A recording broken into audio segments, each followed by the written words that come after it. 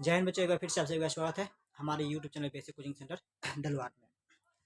तो आज जो हम लोग पढ़ने वाले हैं मैथ का पहला चैप्टर है और ये एक्सरसाइज 1.1 से हम लोग शुरू करेंगे। पहला क्वेश्चन से शुरू करेंगे। इससे पहले यदि मतलब इसका जो पार्ट 1 वीडियो है वो यदि नहीं देखे है, बेसिक चीज़ें के बारे में मतलब पूरा जानकारी दिया गया है, वो वीडियो यदि नहीं देखे तो मतलब पहले सबसे पहले उस वीडियो को देखिए, उसके बाद इस वीडियो को देखिए, अन्यथा आपको समझने में क्या दिक्कत होंगे। ठीक है, आपको जो समझने में क्या हो समस्या हो सकती है। तो पहला क्वेश्चन क्या है? पहला क्वेश्चन बताया गया है निम्नलिखित संख्याओं का एचसीएफ ज्ञात कीजिए। ठीक है, एचसीएफ जिसको हम लोग हिंदी में क्या मौसो कहते हैं, ये क्या बोलते हैं, और एचसीएफ जो है उसका फुल फॉर्म क्या होता है, हाईएस्ट कॉमन फैक्टर होता है। ठीक है, तो एचसीएफ ज्ञात करने के लिए यूक्लिड विभाजन एल्गोरिथम ठीक है प्रयोग करना है। जो एल्गोरिथम है उसका प्रयोग करना है किस क्या ज्ञात करने के लिए, एचसीएफ ज्ञात करने के लिए। तो पहला नंबर में 135 और 225 है। कितना दिया है? 135 दिया है और ठीक है 225। ये दो संख्याएं हैं, इन दोनों संख्याओं को हमें क्या निकालना है, एचसीएफ निकालना है। तो सबसे पहले हम लोग देखेंगे यहाँ, ठीक है, ए बराबर कितना है, बी बराबर कितना है, ठीक है, बी बराबर कितना है। उसके बाद जो है सबसे पहले हम इसे भाग लगाएंगे। ठीक है, 135 होता है कितना, 225, यानी 135 जो है इसका हम लोग क्या लाएंगे, 135 का भाड़ा भरेंगे, कितने बार में हम लोग को 225 आएगा। यदि नहीं आएगा तो हमें क्या लेना है, तो उससे कम लेना है, भाग तो जानते ही है। ठीक है, तो एक बार में लगाएंगे, दो बार में कितना हो, 270 हो जाएगा। 270 हम लोग यहाँ है नहीं, एक ही बार में लगाना है।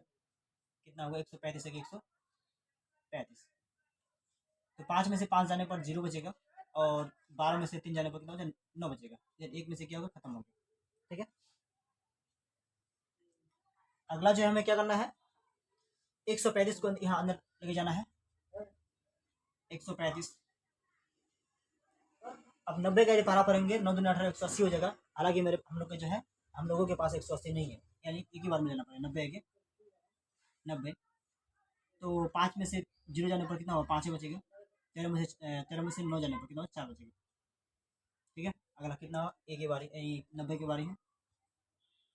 ठीक है, और 45 दूनी कितना होगा, 90 हो जाएगा, ये कट जाएगा। नेक्स्ट हम लोग देखते हैं आगे जो हम लोग क्या सजाएंगे इसको, जो एल्गोरिथम होता है उसके विधि के रूप में सजाएंगे इसको। अब देखो, दोनों संख्या में से जो बड़ी संख्या उसे ए मानते हैं। ठीक है, 225 बड़ी है तो 225 को हम लोग क्या मानेंगे, ए मानेंगे, और 135 क्या छोटा है तो हम लोग क्या मानेंगे, 135 को बी मानेंगे। ठीक है, ए बराबर क्या होता है, बी क्यू प्लस क्या होता है, आर होता है। ये जो है ए बराबर बी क्यू प्लस आर है, ये जो है एल्गोरिथम होता है, उसका क्या होता है, एल्गोरिथम का क्या है, विधि है। इसका कंडीशन होता है कि 0 से, ठीक है, 0 से बड़ा या बराबर होता है आर का मान। 0 से बड़ा या बराबर होता है किसका मान, आर का मान। और जो इसके साथ साथ होती है ये,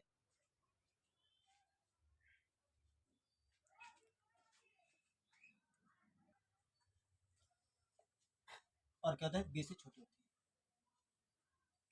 ये कंडीशन हो गया। ठीक है, अब हम लोग बैठाएंगे। तो चरण एक, जो चरण एक है, चरण एक में हम लोग बैठाएंगे। ठीक है, देखो ए बराबर बी क्यू प्लस आर होता है। ए बराबर क्या, बी क्यू प्लस आर, यानी ए कितना है, 225। ठीक है, बी क्यू प्लस आर, ठीक है, यानी कितना से भाग दिए हैं, 135 से भाग दिया है।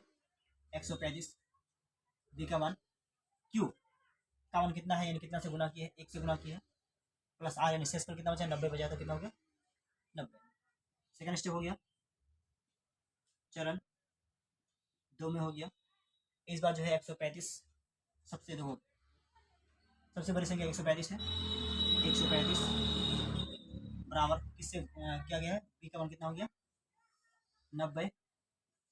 क्यू का मान कितना हो गया, यानी 1 से भाग गया है 1, शेष पर कितना हो गया, 45 हो गया। ठीक है, और चरण कितना, 3 में कितना, 90। ए बराबर 90, बी बराबर कितना है, 45, क्यू बराबर कितना है 2 प्लस आर कितना हो गया 0। ये क्रिया हमें तब तक लेके चलना है जब तक जीरो ना आए। जीरो आ जाने पर क्या होता है एचसीएफ निकल जाता है पता, ठीक है। उसका जो बी का मान होता है वही क्या होता है एचसीएफ होता है। जीरो आ जाने पर सक्सेसफुली जीरो आ गया तो बी का मान जितना होता है वही क्या होता है हम लोग का एचसीएफ होता है, ठीक है। अतः चलिए इसी प्रकार जो हम लोग कोई भी संख्या लेते हैं इस प्रकार से हम लोग आप लोग को जो है मतलब क्या देगा एग्जाम में पूछेगा 2 नंबर का पूछेगा कि कोई भी संख्या उठा के देगा उस संख्या का क्या निकालना है एचसीएफ निकालना है, ठीक है। उस विधि से एल्गोरिथम विधि से या जो गुणनखंड विधि से हर साल जो है गुणनखंड विधि या एल्गोरिथम विधि से एक ना एक हिसाब पूछता ही है, ठीक है। तो 2 नंबर का जो है फिक्स्ड है, ठीक है। तो ये जो हम लोग देखेंगे एल्गोरिथम विधि से एक्स्ट्रा मान लेता है। यहाँ जो एग्जाम में जो पूछे जाएंगे आपको बुक जो किताब है किताब से नहीं पूछे जाएंगे बल्कि जो है अलग मान उठा के पूछे जाएंगे, ठीक है। तो हम लोग अलग मान जो है कितना चेक करते हैं 180 और 200 जो है कितना लिए 240 लिए इस संख्या को हम लोग चेक करते हैं कि इस दोनों संख्या को मौसो कितना निकलेगा, ठीक है। तो ए बराबर कितना हो जाएगा हम लोग का 240 हो जाएगा, बड़ी संख्या ये होता है छोटी संख्या बी होता है, और बी बराबर कितना होगा हम लोग का 180 हो जाएगा, ठीक है। और सूत्र क्या ए बराबर क्या होता है बी क्यू प्लस आर होता है। तो ये हम लोग 180 है तो भाग लगा देते हैं पहले 180 कितना 240 दो बार में तो जा ही सकता है, ठीक है। दो बार में जा सकता है नहीं क्योंकि बहुत ज़्यादा हो जाएगा तो एक बार मिलेंगे 180 के कितना होगा 180 हो जाएगा। तो जीरो में से जीरो जाने पर कितना जीरो हो जाएगा और इधर हम लोग का कितना हो जाएगा 14, 14 में से 8 जाने पर कितना होगा 8 से 14, ठीक है। देखिए कितना हो जाएगा हम लोग का घर के जीरो हो जाएगा तो ये खत्म हो जाएगा। ये खत्म हो जाने पर कितना ये तो हम लोग का साइड बच गया चरण 2 में, ठीक है। जो चरण है 2 है चरण 2 में कितना 180 बराबर 160 यानी कहा तो 60 गुना 3 सिक्स जीरो मतलब जो एस सी एफ हो गया बराबर कितना हो गया 60 हो गया। ये क्या हो गया आंसर हो गया। इस प्रकार से हम लोग और एक संख्या लेते हैं उसका हम लोग नहीं दिखाएंगे, जो बचेगा आप लोग बना सकते हैं खुद से कि एस सी एफ कैसे निकल आता है। अगला जो संख्या लेते हैं 120 और 440 लेते हैं, ठीक है। 120 और जो 440 होता है इस संख्या को हम लोग क्या निकालेंगे एस सी एफ निकालेंगे किस विधि से एल्गोरिथम विधि से। तो ए बराबर हो जाएगा हम लोग कितना बड़ी संख्या यानी 440, बी बराबर कितना हो जाएगा 120 तो 120 440 तो 120 का निपारा में करो 4 बार तो कितना बहुत ज़्यादा हो जाएगा 3 बार मिलेंगे 3 जीरो जीरो 3 दूनी 6 3 एक 3, ठीक है। 4 बार पढ़ने कितना हुआ 4 4 से पढ़ने पर कितना 4 जीरो जीरो 4 दूनी 8, ठीक है। तो 4 के 4 80 हो जाता बहुत ज़्यादा हो जाता तो जीरो में से जुड़ गया जीरो हो जाएगा और 14 में से हो गया कितना होगा 8 होगा इधर तो खत्म हो जाएगा कितना हो गया 80 हो गया इधर कितना हो गया 120 हो गया, ठीक है।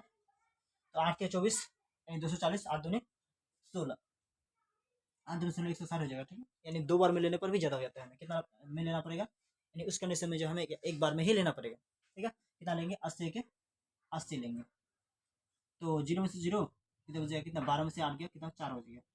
अब ले जाओ 80 को यहाँ तो कितना में कटेगा 40 दूनी कितना होगा 80 हो जाएगा, ठीक है। एक कट जाएगा यानी जो है 80 कितना आएगा हम लोग का 40 आएगा। तो चरण 1 में लिखेंगे चरण 1 कितना 440 बराबर B Q plus R B की जगह 120 इंटू क्यू यानी 3 आर यानी कितना हो गया 80। चरण 2 में 120 ये बन गया बी क्यू प्लस बी कितना हो गया हम लोग का 80 क्यू कितना हो गया 1 सिक्स पर आर कितना हो गया 40, ठीक है। चरण 3 में एक लिया तब तक रहना है तब तक हम लोग जब तक हम लास्ट में जीरो ना आए तब तक हमें चलते रहना है, ठीक है। तो तीसरा चरण में कितना 80 यानी ये बन गया मेरा 80 बी क्यू बी मेरा कितना 40 क्यू प्लस कितना बी क्यू क्यू कितना हो गया 2 और कितना हो गया 0 सक्सेसफुल हो गया 0। अतः कितना हो गया एस सी एफ बराबर कितना हो गया हम लोग का 40 हो गया। क्या होगा ये आंसर, ठीक है। तो अभी जानेंगे हम लोग जो है किस विधि से कि गुणनखंड विधि से किसी भी संख्या का हम लोग क्या एस सी एफ कैसे निकालते हैं। यदि किसी को पता है ऐसा नहीं है कि पता नहीं है कि मतलब जो है गुणनखंड विधि से एस सी एफ कैसे निकल आता है तो हम लोग सीखेंगे अभी एक एग्जाम्पल लेके कि गुणनखंड विधि से भी कैसे मतलब क्या निकालता है एस सी एफ निकालता है। क्योंकि जो है किसी साल में पूछा जाता है क्या मतलब एल्गोरिथम विधि से पूछा जाता है या किसी साल में गुणनखंड विधि से पूछे जाते हैं। तो आज जो हम लोग मतलब अभी जो देखने वाले हैं कि गुणनखंड तरीका से कैसे हम लोग एस सी एफ निकाल सकते हैं या एस सी एफ या एलसीएम किसी संख्या का निकाला जाता है। तो इसे संख्या का लेके चलते हैं कितना 120 को हम लोग खंड करेंगे और इधर 440 है, इसको भी हम लोग खंड करेंगे। ठीक है, 120 को खंड करने पर 2 से खंड हो जाएगा, 2 6 12 0 का 0, 2 से कटेंगे तो 2 3 6 0 का 0, 2 से 2 1 2 और 2 5 10, 3 से 3 5 15 और 440 को खंड करने पर कितना होगा, तो 2 से काट देते हैं, 2 दूनी 4 2 दूनी 4 0 का 0, 2 1 2 2 1 2 0 का 0 और 2 5 10 2 5 10, 5 से काटेंगे, 5 के 5 5 के 5, संख्या हो गया। तो 120 बराबर 2 2 2 3 5 और 440 हो गया हम लोग, कितना हो गया, बराबर 2 2, ठीक है, 2 5 इंटू 11, इसका मिला इसका मिला इसका मिला और किसका मिला हमें, इसका मिला, तो जिसका मिला उसका लेते हैं, 2 गुना 2 गुना 2 गुना 5, 2 दूनी कितना होगा 4 होगा, 4 दूनी कितना 8 होगा, यानी 8 गुना कितना हो गया 5 गया, 8 5 कितना हो गया 40, यानी इस तरह से हम लोग क्या है गुणनफल विधि से जो है इस तरह से हम लोग एचसीएफ निकालते हैं। ठीक है, कितना आ गया, इसका भी 40 आ गया। आप लोग जो है अब इसमें से पूछे जाते हैं कि इन संख्याओं का बोला क्या, कभी कभी ऐसा भी मैथ पूछा जाता है कि 2 संख्या दिया होता है, उसका मतलब जो है एचसीएफ और एलसीएम का क्या अनुपात निकालना होता है। जैसे मान के चलो कि 120 और 240 है, इन संख्याओं का जो है कभी कभार जो हमें क्या है ऑब्जेक्ट में पूछा जाता है कि इन संख्याओं का एचसीएफ और एलसीएम का अनुपात कितना होगा, या एचसीएफ और एलसीएम का अनुपात या एलसीएम और एचसीएफ का अनुपात। ठीक है, तो अनुपात में जिसका पहले बोलेगा उसे वो लेना है। तो देखते हैं इसी में, यदि हमें क्या इन संख्याओं का जो है क्या, पहले हमें क्या इन संख्याओं का एचसीएफ और एलसीएम का अनुपात बोलेगा, किसका, एचसीएफ अनुपात क्या एलसीएम, मांगे चलो एचसीएफ और एलसीएम का हमें क्या निकालना है, अनुपात निकालना है। ठीक है, तो एचसीएफ तो हम लोग निकाल चुके हैं, क्या निकालना है, एलसीएम निकालना है। तो एलसीएम निकालेंगे, एलसीएम निकालने पर क्या करेंगे, देखो एलसीएम अब क्या नहीं है, ठीक है, अब जो है कितना एलसीएम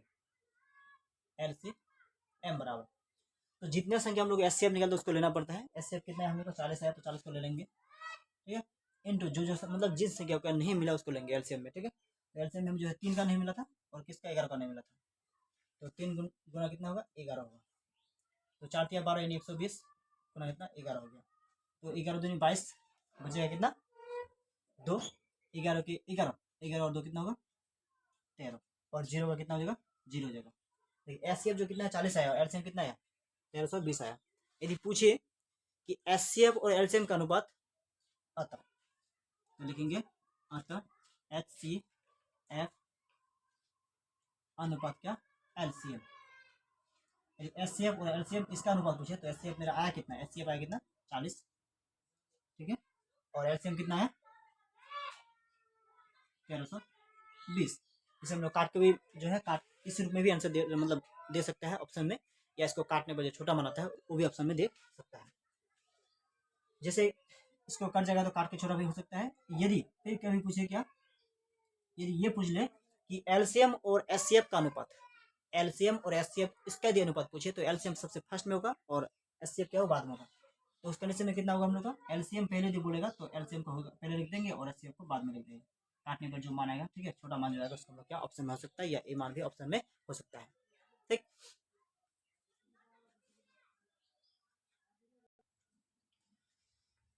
चलिए इस एक्सरसाइज में आपको और भी मिल जाएंगे। ठीक है, एक एपिसोड भी जो मैथ पूछे जाता है किसमें, ऑब्जेक्टिव में। ऑब्जेक्टिव में किसी भी संख्या दे देगा, बोला कि इसका ठीक है क्या रहे मतलब गुणनखंड करे, या गुणनखंड जो है इसके घातों की संख्या पूछता है, गुणनखंड के रूप में दे देगा, उसके क्या पूछता है घात जो होता है उसमें, मान के चलो कितना है 64 दे दिया है, पूछा है क्या 64 के अभाज्य गुणनखंडों में 2 की घात की संख्या, 2 के घात की संख्या, इस तरह से मैथ ऑप्शन में पूछे जाते हैं। ठीक है, तो सबसे पहले हम लोग जो क्वेश्चन है क्वेश्चन को सेट कर लेते हैं, किस तरह से क्वेश्चन पूछे जाते हैं।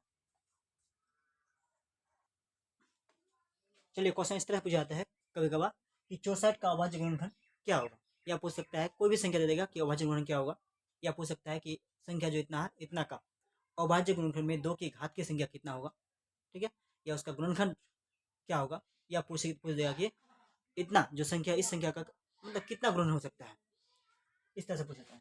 तो सॉल्व करेंगे इसको, जो 64 है इसका गुणनखंड पूछा है तो कितना 2 से काटेंगे 2 3 2 दूनी 4, 2 से काटेंगे 2 1 2 2 6 12, 2 से काटेंगे 2 और है 16, 2 दूनी 4, 4 दूनी कितना होगा 8, और 2 दूनी कितना होगा, 4 होगा। तो इस संख्या को इस तरह पूछे कि 64 का अवयव गुणन क्या होगा, तो 64 का अवयव गुणन इतना हो जाएगा। ठीक है, इसको देखा 2 × 2 × 2 × 2 × 2, या पूछ सकते हैं हम लोग कितना दिखा सकते हो, 64 2 × 2 दूनी 4 दूनी 8 दूनी 16 दूनी 32 दूनी 64, 1 2 3 4 5 6, 1 2 3 4 5 6। ठीक है, तो 2 के हाथ में कितना हो जाएगा, 6 हो जाएगा। कितना होगा, 2 के हाथ में 6 होगा। यदि पूछे कि 64 के अवयव गुणन का 2 में घात की संख्या कितनी होगी, तो 2 में घात की संख्या कितना, 6 हो जाएगा। ठीक है, या अवयव सिर्फ उसका जो अवयव गुणन दिखाने बोला है तो अवयव गुणन क्या दिखाएंगे, इसको दिखा देंगे।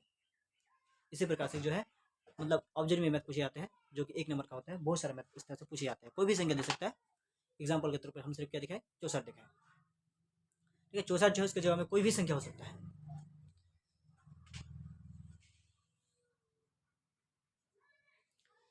चलिए, इस पार्ट 2 वीडियो में, इस वीडियो में सिर्फ इतना ही। जो हम लोग फिर मिलते हैं नेक्स्ट वीडियो में, या पार्ट 3 वीडियो में। तो पार्ट 3 वीडियो में जितने सारे इसका मतलब क्या है, क्वेश्चन नंबर 2 3 4 5 जितना भी सारा है, ठीक है, यानी क्वेश्चन नंबर 2 से लेकर कहाँ तक, 5 नंबर तक सारे के सारे जो सॉल्व हम लोग करेंगे क्वेश्चन नंबर पार्ट वीडियो 3 में ही। ठीक है, तो बेसिक चीज़ें जानना बहुत जरूरी है, क्योंकि जो है इस तरह जो संख्या मतलब एचसीएफ और जो एलसीएम निकाला देता है आपको, ठीक है, वो मैथ से नहीं देते हैं बल्कि मैथ से बाहर में देते हैं। ठीक है, तो कोई भी संख्या देते उस संख्या का जो है मौसो या लौसो निकालने बोलेगा, तो मौसो और लौसो निकालने को कोई भी संख्या देगा तो मतलब आपको समझना जरूरी है। ठीक है, कि कैसे कैसे मतलब क्या मौसो और लौसो निकाला जाता है, एल्गोरिथम विधि से कैसे निकाला जाता है, और जो मतलब गुणन विधि है उससे कैसे निकाला जाता है, वो जानना जरूरी था, तो आप लोग को उसको बता चुके हैं। ठीक है, तो आगे जो है क्वेश्चन नंबर 2 3 4 5 6 यानी 4 क्वेश्चन जो है, चारों क्वेश्चन जो हम लोग अपना वीडियो में नेक्स्ट वीडियो में क्या सॉल्व करेंगे, और जो है उसके साथ साथ जो है 1.2 जो है उसको भी सॉल्व करेंगे। ठीक है, तो इस वीडियो में सिर्फ इतना ही, बाय।